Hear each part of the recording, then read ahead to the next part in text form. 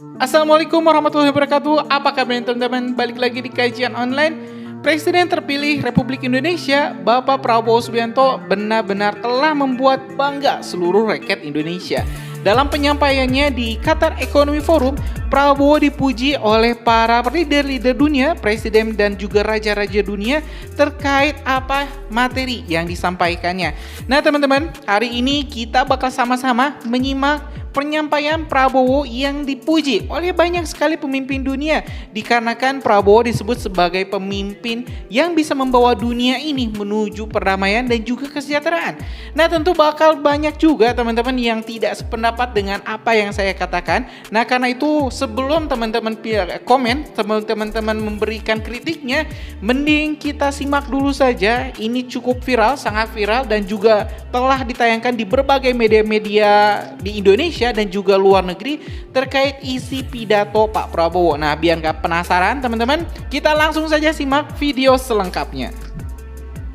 The cusp of a new president, Prabowo Subianto is a four-star general turned politician. He says he's more than ready to lead. This is a country of 280 million people with an ambition of being the fifth largest economy in 2045. President-elect Prabowo Subianto, thank you for joining us today. Thank you for inviting me. You campaigned on the promise of continuity. Give us a sense of what policies will be a priority in your first 2 years of government. Yes, as you know, nation building is a long-term process, and President Joko Widodo has built a strong foundation, and I'm determined to build on that foundation. And my core focus will be first on food security. Indonesia must be self-sufficient in food, and then energy security, energy self-sufficiency. And we are determined to bring down poverty in a massive campaign, massive effort. I'm determined to get rid of hunger amongst our people, especially the young. And in the end, we have to concentrate on processing our natural resources. We have to make a great effort in downstreaming and to industrialize. And all of this needs good governance. I'm determined to cut down corruption, waste, and with that, we are very confident, we are very bullish, we are very determined to bring this all about. All very ambitious if you want to do it within your first term, which is 5 years. Can you achieve a growth target of beyond 5% in order for you to fulfill what you've set out to do? In my conversation with Papa Joko Widodo, he said that he's laid the foundation, he's implemented all the policies, put in place infrastructure needed for Indonesia to grow at 7%. Can you achieve 7% or more in the 5 years of government? I'm very confident. I've talked to my experts, I've studied the figures. I'm very confident we can easily achieve 8%, and I am determined to go beyond. 8% within the 5 years, the first year, second year, and when you go beyond, are you looking at double digit? I would say within 2-3 years, yes. You Very- talked very- very- about downstreaming. What are the other growth drivers for you?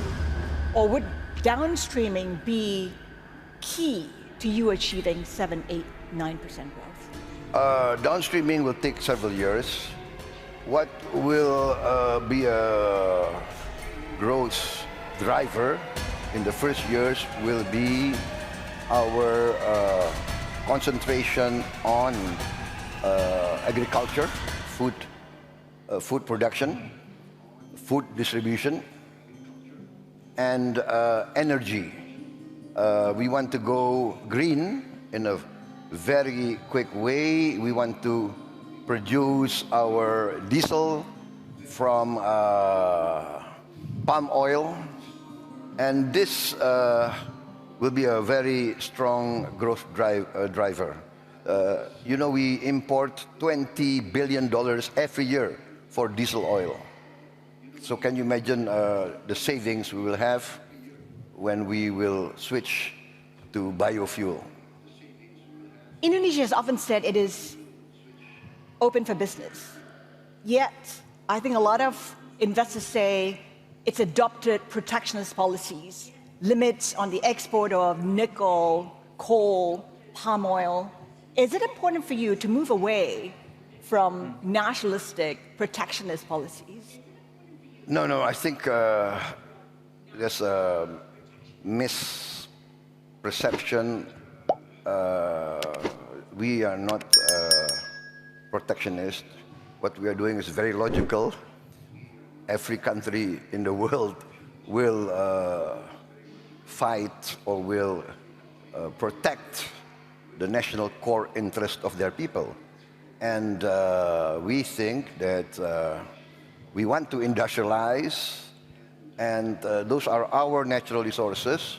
We have to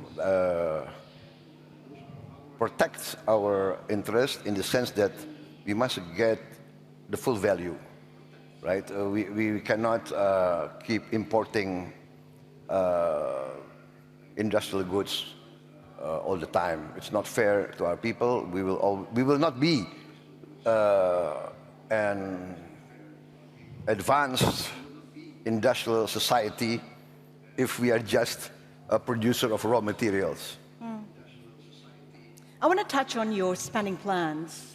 When you campaigned, you talked about how you want to provide free lunches, free milk for students, and some are questioning how you will pay for such a program. Can you fund that program if you're unable to perhaps raise the limit of your budget deficit beyond 3%? You've said you can. We have studied this. We have, what do you call it? We studied all the figures, and we are very confident we can do that. We are very confident we can do that. And while keeping your budget deficit at 3%? Yes, 3%. And you know, the 3% is something arbitrary.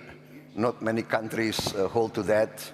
But we have a tradition of prudent fiscal management. I think we have the lowest debt to GDP figure in the world, one of the lowest. And so now I think it's time to be a bit more daring within good governance. So what does that mean? Raising the limit beyond 3? Would 4, 5% still be comfortable, prudent? We calculate that it's a matter of refocusing and cutting down the waste, cutting down the allocation to non-essential activities. So it's a matter of efficient, good governance, good administration, good management. And we are going to introduce, and we are in the midst of introducing e-governance.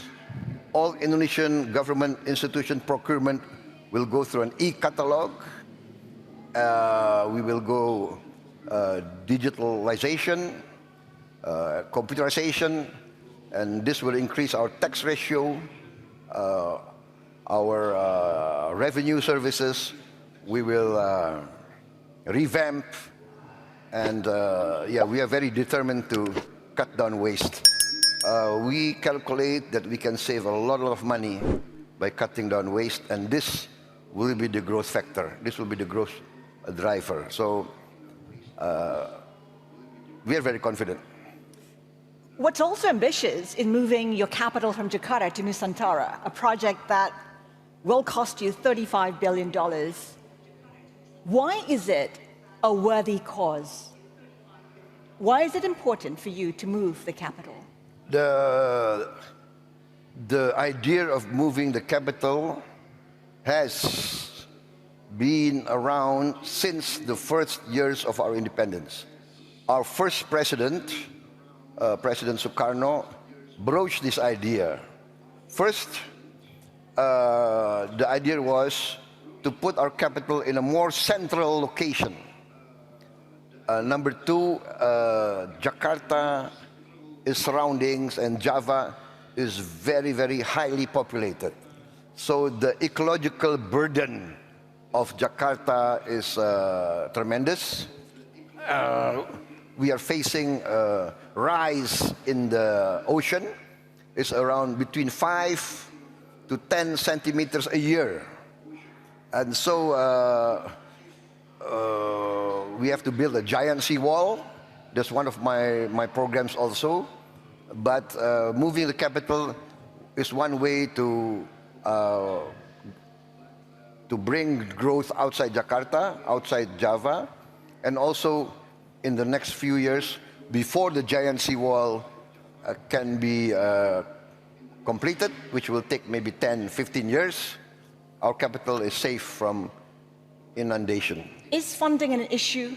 Because there's been problems in getting foreign funds into the Nusantara project. Will you be reliant on domestic players, the government, to fund this $35 billion project? Yes, $35 billion, but the calculation is we will need 25 years to 30 years to complete this capital. So if you say $30 billion over 30 years, that's $1 billion a year. Indonesia's economy, Indonesia's budget can carry that. So we are very confident. I mean, I believe capital city is a political project, and the main drivers must be the domestic resources, and then the foreign investment will come in later. Bapak Prabowo, you were a general.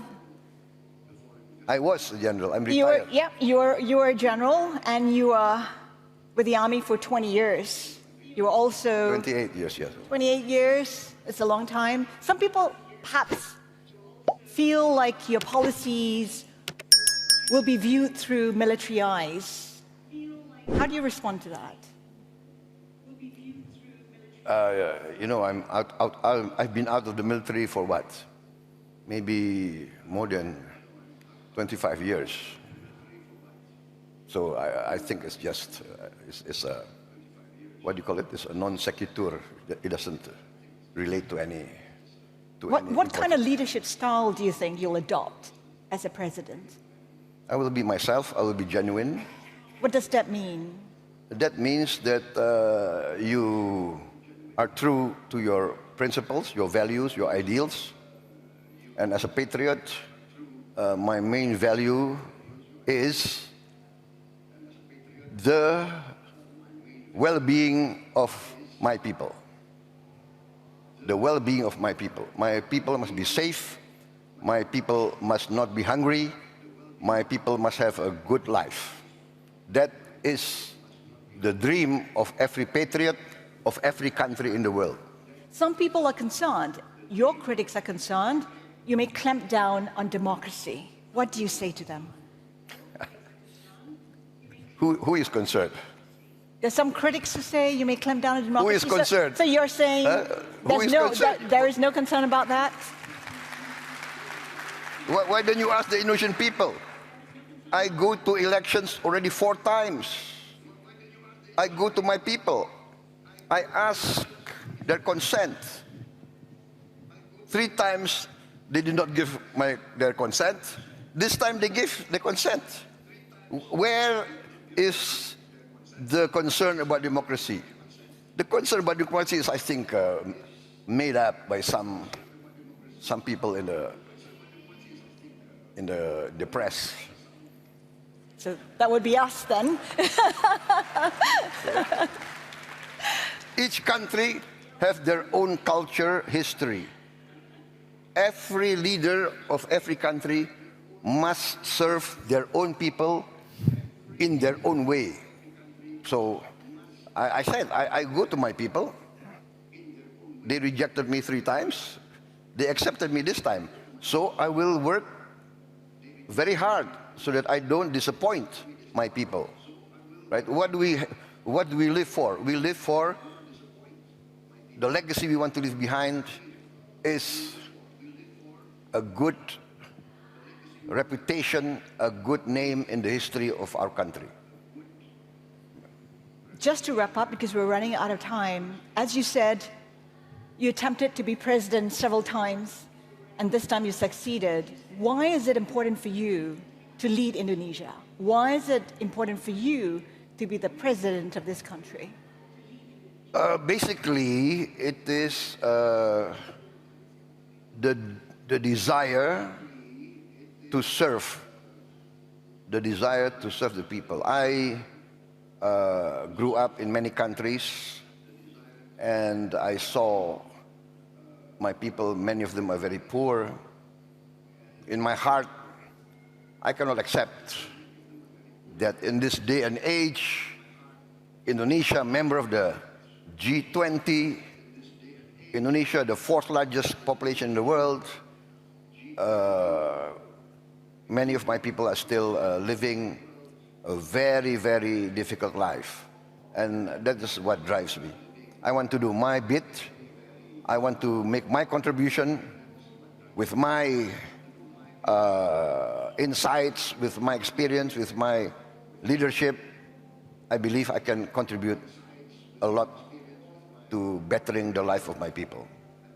President-elect Prabowo Subianto, we thank you so much for your time today. Thank you very much. Thank you, sir. Thank you very much.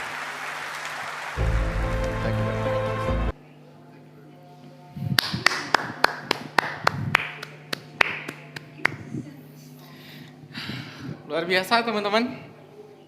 Pak Prabowo ini lebih cocok diinterogasi sebenarnya daripada talk show atau wawancara, karena benar-benar Pak Prabowo ini ditanya dari A, B, C, D sampai Z, dari mulai membahas terkait dugaan kecurangan pemilu, program-programnya seperti hilirisasi, makan siang gratis, ditanya juga soal isu HAM, sama ditanya terkait IKN. Ini banyak sekali teman-teman pertanyaan-pertanyaan yang kalau misalnya Pak Prabowo tidak menyiapkan, ya Pak Prabowo ini tidak siap, saya yakin mungkin presiden-presiden lain mungkin akan gugup saat di berondong pertanyaannya begitu banyak, hampir 15 menit teman-teman sesi tanya jawabnya, dan ini benar-benar pertanyaan western ya, jadi pertanyaan kegundahan hati para orang-orang asing, orang-orang barat terkait kepemimpinan Pak Prabowo, dimana tadi di akhir mereka itu mempertanyakan terkait nasib demokrasi di tangan Pak Prabowo yang disebut akan terkekang. Tapi saya sangat suka dengan jawabannya, di mana Pak Prabowo menjawab bahwa saya telah 3 kali ditolak oleh rakyat saya, dan kali ini rakyat saya memberikan izin untuk saya memimpin Indonesia. Jadi memang tidak ada hal yang aneh teman-teman, karena Pak Prabowo bukan orang asing bagi rakyat Indonesia. Pak Prabowo telah lalu lalang dalam perpolitikan Indonesia, telah jatuh bangun. Jadi teman-teman sekali lagi mungkin yang masih ketakutan demokrasi ini bakal ditekan, ya saya yakin itu mungkin adalah orang-orang yang memang tidak suka kalau misalnya Indonesia menjadi negara maju dan negara maju dan juga negara yang sejahtera. Oke teman-teman, terima kasih telah menemani saya menyimak talk show atau tanya jawab, ya interogasi mungkin ya, interogasi Pak Prabowo oleh Bloomberg ini. Mungkin itu aja teman-teman. Jangan lupa sekali lagi subscribe dan nyalakan lonceng notifikasinya biar teman-teman gak ketinggal informasi menarik lainnya dari Kajian Online. Assalamualaikum warahmatullahi wabarakatuh.